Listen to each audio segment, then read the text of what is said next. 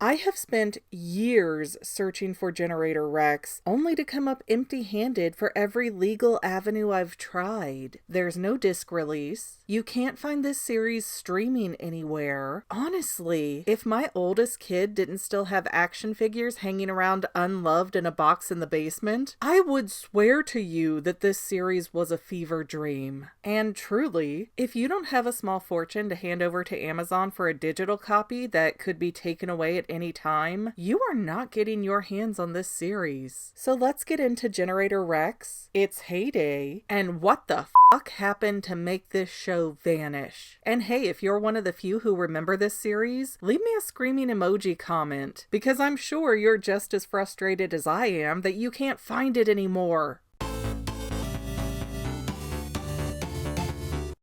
Hey guys, I'm Megan. This is the Fangirl, and I find it incredibly frustrating when it becomes impossible to get a movie or a show, especially when disc formats like DVDs and 4K are so cheap and easy to manufacture. But streaming services are money pits that need viewer support, and viewers won't pay $16.99 per month to watch a show if they can outright own the series for $20. So we end up saddled with a lot of lost media where as soon as a show stops airing on TV or now a streaming service, it just doesn't exist. Final Space, anyone? I was still watching that. Sure, we had this problem long before now, but dagnabbit, we have ways to prevent this from happening in this day and age. Also, really quick, yay to my channel members. Please consider joining to see videos before anyone else can. Anyways, personally, I was way too old to be watching Generator Rex when it came out. I was a mom with 2 kids, but my son got obsessed with Ben 10 when he was like 6. Not gonna lie, I really didn't like Benny Boy at first. But then Ben 10 Alien Force became a thing and I was like, oh dang, we gonna get invested in this. I was a huge comic book fan in the 90s, and I lived for the Saturday mornings filled with X-Men, Batman, Spider-Man, and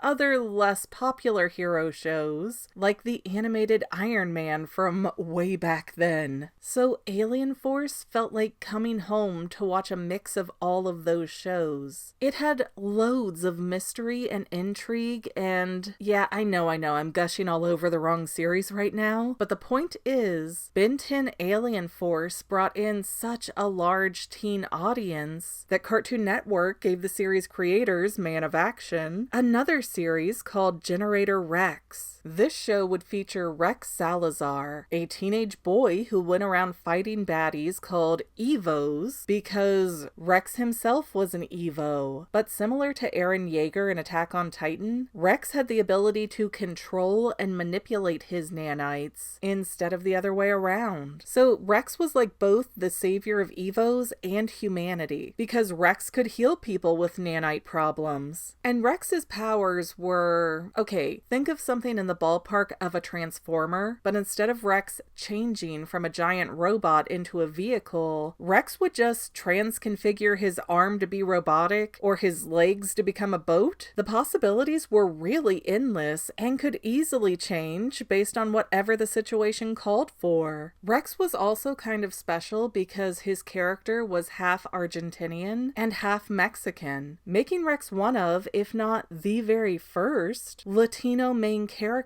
in an animated hero show, and that meant a lot to a lot of youth and young adults. Overall, this was a really fun and different premise for a series, and the themes were adult enough that I could handle watching it with my kid and not be silently screaming in my head the entire time. Parents today don't know how lucky they have it. We didn't have Bluey 20 years ago, okay? We had Maisie, which even my son would bang his head against his high chair whenever that came on. It was so mind-numbing. But if not for the fact that my son has Generator Rex action figures, I would have sworn to you that this was a 2010s fever dream that I had, because this series vanished with a vengeance one day, never to be seen or referenced again. And that should be a crime because it was so well written. I don't know, maybe there's some Generator Rex reference in Ben 10 Go, but that show, not great. So Why is it that Generator Rex has become a buried content that's so difficult to get a hold of? Well, part of the issue is that the series was deemed too mature, even to the point that it terrified children, especially on an international level. Seriously, what I love about Generator Rex is what doomed it. And the series apparently got to the point that it terrified children, particularly in the international market, making the show harder to air in some countries. As one of the series creators and Man of Action member Steven Seagal put it, "It was a super fun show to work on, but it scared kids to death. Germany especially was traumatized by Generator Rex." The Dreams Comic podcast goes into a lot more detail with this, so go look that up if you want to hear more. So, Generator Rex was horrifying children, which couldn't have been great for marketing, but the other nail in Rex's coffin involved those awkward toys that I mentioned earlier. You see, Cartoon Network as a station makes money on ad revenue by pairing commercials with television shows on their channel. But as they inform us in Spaceballs, merchandise is where the real money comes in. I can still remember the late 90s where the Powerpuff Girls were slapped on every single imaginable girly girl product. Johnny Bravo had toys in Subway, and even my Pop-Tarts came with a Dexter's Laboratory or a Courage the Cowardly Dog magnet. Cartoon Network could license off these characters and make a lot of easy cash. Like, Pokemon is not the best performing franchise in the world because of the shows. It performs so well because you can slap Pokemon on literally any product and sell 10 times more of it. It's marketable to any age group. And Man of Action's other show, Ben 10, is another great example because you have 100 different alien action figures that you can make and sell. And that one toy where you could take all the appendages apart and then make your own types of alien creatures, oh my gosh, I could not get my son to put that thing down for over a year. The desire to buy more and more was already built into the design of Ben 10. And everybody has a favorite alien. Mine were Goop and Wrath.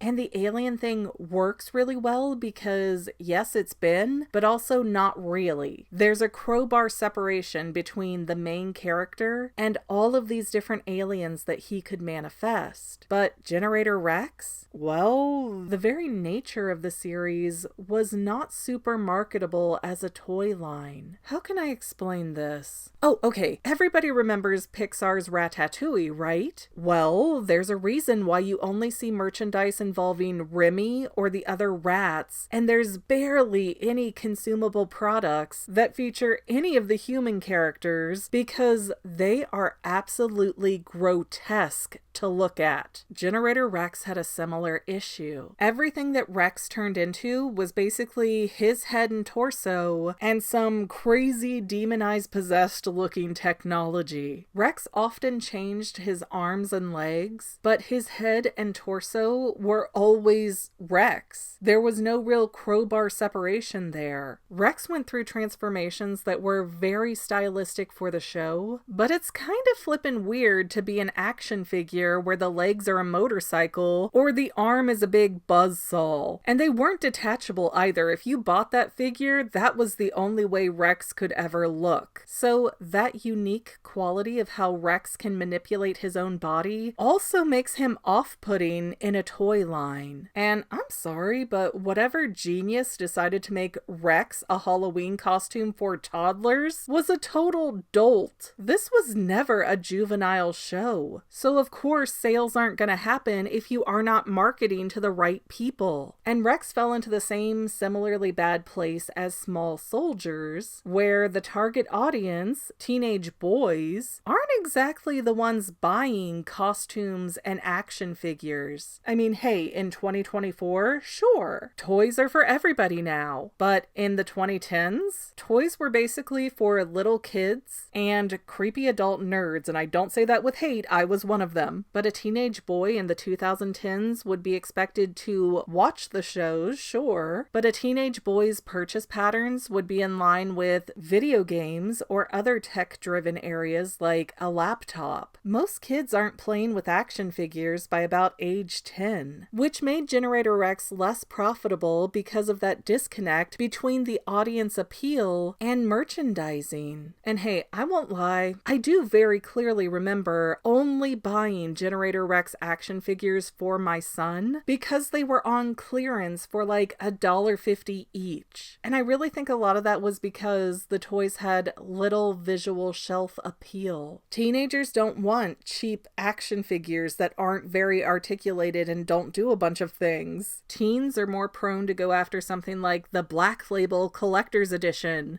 fully sculpted, very detailed, super articulated kind of stuff. But the toys that they made for Generator Rex were really cheap. They weren't particularly well made or detailed. You can tell that they were made just for little kids to bang them around. So the people in charge of making things for Generator Rex really did not understand who they were trying to make things for. And hey, my beloved Ben 10 went through a similar kind of issue. Teenage Ben was charming, witty, had a good head on his shoulders. He was watchable. But the toys from Ben 10 Alien Force and later Ben 10 Ultimate Alien did not sell quite as well. Like Generator Rex, those storylines were more complex. It wasn't always an A-B plot line that resolved nicely at the end. So you'll notice that the next incarnation of Ben 10 became a younger kid, and the incarnation after that one got even younger because little boys who will buy action figures like the obnoxious version of Ben Tennyson that mirrors their own behaviors. Teenage Ben didn't fight with Gwen all the time. Young Ben does. I guess that's relatable. Young Justice as a series also fell prey to drawing in the wrong audience to sell toys to. That was another phenomenal series, but it didn't attract enough little kids who would rush out and buy the poorly made action figures for that show. So Cartoon Network played games with Young Justice too. Short of Adventure Time, Cartoon Network has never quite figured out the adult collectors market, and there are really good shows that end up paying the price for that. And so now we have Generator Rex teetering into the lost media category, not because the show did anything wrong, but because it didn't make enough money with third-party revenue sources like toys and t-shirts. So unfortunately, there you have it. It was not bad ratings or poor writing that ended Generator Rex. It was the lack of a profitable toy line, McDonald's toys, and clothing deals that got the show hidden and made it outdated. I'm so sorry, Rex. You deserved better. Please, HBO Max, give us an adult reboot. I might be overthinking it, but that's literally my job.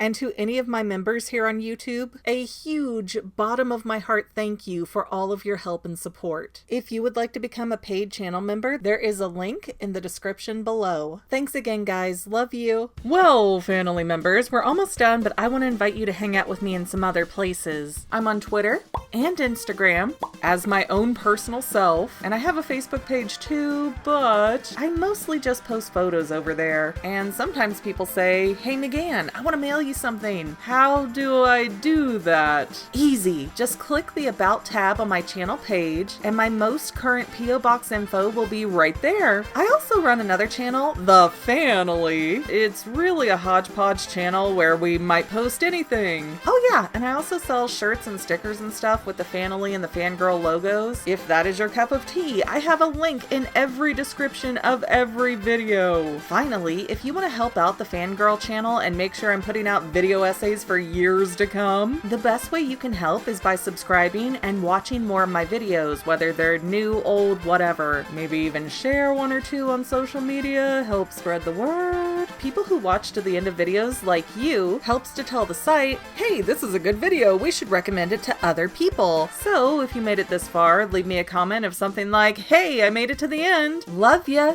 See you next time, family members. Bye.